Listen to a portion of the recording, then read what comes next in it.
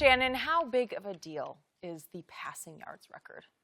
He should be commended, Skip, but football records are not as sacred as baseball records.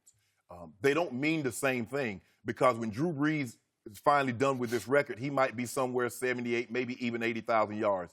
And if I say 80,115, nobody's going to know what that means.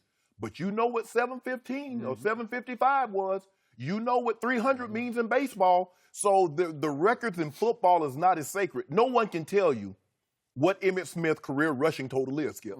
No one can tell you what Jerry Rice's career receiving total is, because the records are not as sacred. They're not as what's the word? I guess sacred is the word I want to use, but people don't remember them like they do baseball. 56, I say 56 games. That's Joe DiMaggio hitting streak. They know what that means. So, although you would have thought last night he broke Barry Bonds, right? Am I the right? ceremony, they paused I don't know. Skip, given is so impressive because Drew Brees isn't 6'4". Drew Brees doesn't have a cannon of an arm. And because of those, and his career almost ended because of a shoulder injury. So now he's barely 6 foot tall. He doesn't have a cannon arm. He was given a 10, 20% chance of ever playing in the NFL again. And for him to go on and to possess this record, wow, that's an unbelievable accomplishment. And he should be commended for it.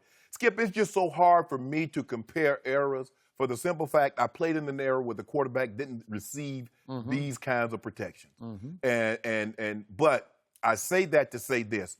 Drew Brees is playing under the same rules in the same era as a lot of other quarterbacks. And no other quarterback is consistently putting up the numbers that Drew Brees is.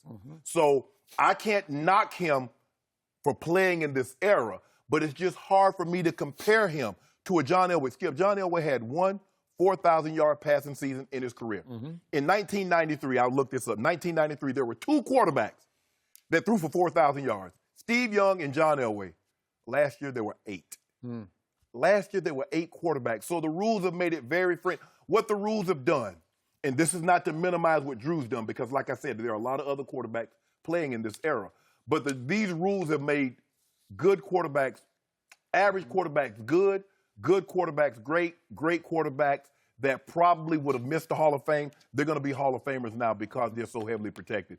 But I'm going to commend Drew Brees, given that he's under 6 foot, basically 6 foot tall. He doesn't have the strongest of arms. And considering that he had that shoulder injury, and what he's been able to do not only for the city of New Orleans, but for that football team, Skip, they started this brown paper bag thing.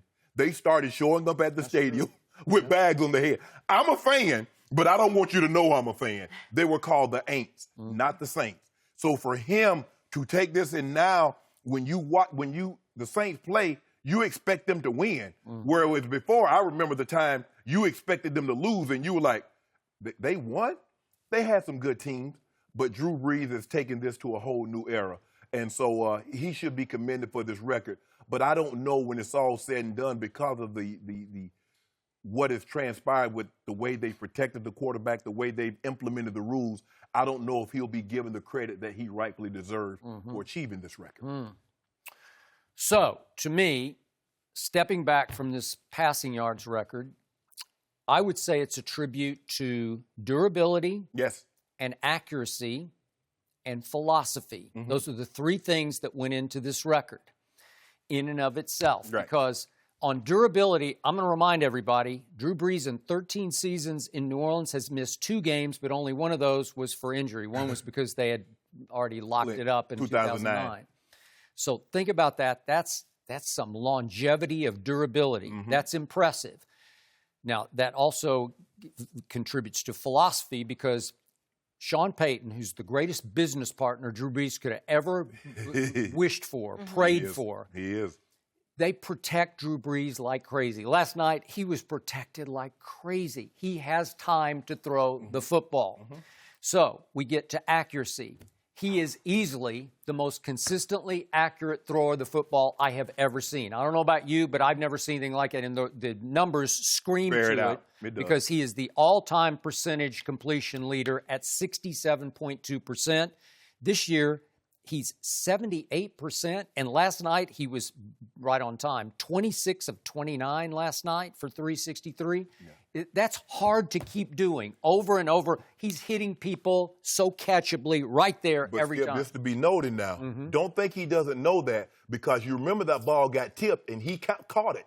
He didn't want that ball to be incomplete. So these guys talking about, well, he didn't know what he was doing. Bull jive. Well, they also noted last night on the ESPN telecast that was the 6th time he's caught his own pass on a tip ball. Yeah, because normally what do quarterbacks do? They bat it down. Yeah. Because you don't want to take that hit and you don't want to run the risk of it getting intercepted. Okay, but you can't take away from that kind of deadly accuracy. It just keeps on year after year after year. He's just he is rewriting the record books and how you throw the football accurately on time.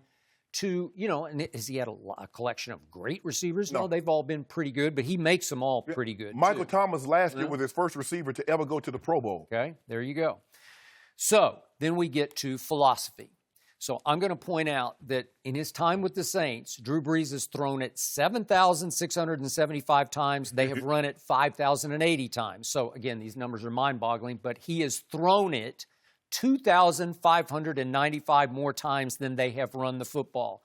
Thank you, Sean Payton. Correct. Because they are going to throw and throw and throw it some more. They're going to beat you throwing the football, and Drew is third all-time in attempts per game at 37.4. By the way, Matthew Stafford leads that at 38.8. So he's the all-time leader in attempts per game. But that's the difference between Drew Brees and Tom Brady. Drew Brees and Sean Payton says, we're going to do what we do, you stop us. Yep. Coach Belichick and Tom Brady says, we're going to do what you bad at, and that's what we're going to give you a heavy dose of. And, so we might run it. Running it more than we might run it 50 times. We might throw it 50. You decide. Okay.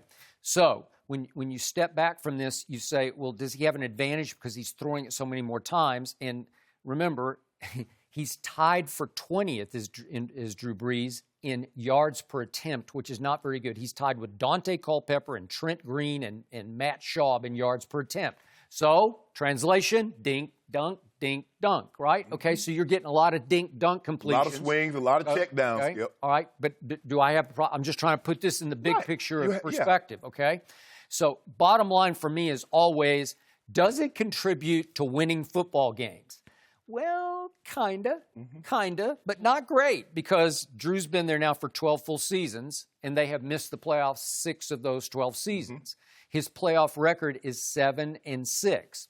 Okay, but you had the 3-0 run to the Super Bowl. Right. And the greatest thing that ever happened to Drew Brees was he became a made man. He got validated because he did make it to 1 Super Bowl, and he beat the great Peyton Manning head-to-head in that Super Bowl, or he would be in trouble right now, because this would be like a lot of empty calorie yards, right? But I believe it's the greatest run for a quarterback, because you have to look at who he beat. He beat Kurt Warner in the divisional, who was a 2-time league MVP. Brett Favre. And then he beat Peyton Manning. That'll work. Those guys combined has 10 MVPs and 9 Super Bowl appearances on their resume. Okay. So I believe that's the most impressive thing maybe that he's done to date. Okay. Yet, regular season, these are 6 of Drew Brees' records in New Orleans. 7-9, 8-8, 7-9, 7-9, 7-8, 7-9. Each of those years missed the playoffs. Right. 6 times in 12 years he missed the playoffs. Just for perspective, Tom Brady has made the playoffs 15 of the 16 years he's been healthy in the starting quarterback. 15 out of 16. Peyton Manning made it 15 of 17 years he was healthy in the starting quarterback. Yeah. Brett Favre made it 12 of 19. Not great, but better than Drew Brees. So Drew Brees is more like Eli, who's made the playoffs 6 of 13 years. So it's kind of like on pace with Eli, right? Is it great? No. So are these yards contributing to wins? That's what you're asking. Lots of wins. Are you dominating the league because you're throwing for a record number of yards? You are not dominating the league. Because there were a couple of times, Skip, he threw for 5,000 and then he missed the playoffs. Okay. So what does that say? Skip, the rules have changed. I'm not saying that Drew Brees, because here's the thing, Skip, when you debate a topic like this, I know people are going to be saying Skip and Shannon is not trying to give Drew his credit for what he deserves. We're trying to put this in context. Drew Brees in this era is great. I don't know if he plays in another era, because think about it. How many 6-foot quarterbacks played pre-2000? and had success. There's a reason why teams shied away from them. So when you look at it in that context, how many guys threw? Dan Marino, up until Drew did it again, was the only guy to throw for 5,000 yards. Joe Namath was the first to do it in the late 60s. Then I think Dan Fouts did it. And then Danny Marino for the Dolphins, he kind of made it routine. But for the most part, if you threw for 3,000, 3,500, you were a damn good quarterback. Yep. Because most of the time, people wanted to run the ball. Every time, so look, bring your defense, your run game, you can get to the Super Bowl. That kind of flipped once they started getting these guys like, man, they changed the rules. Well, you don't really necessarily need the running game if you got one of these generational quarterbacks. Yep. But Drew is, 72,000 yards, Skip. Again, you have to play a long time. You have to be relative healthy. And because you look at the guys that he passed, Brett Favre played 20 years. He started like 290, 300 games. Peyton Manning, before he had that neck injury, was going along. So you got to play.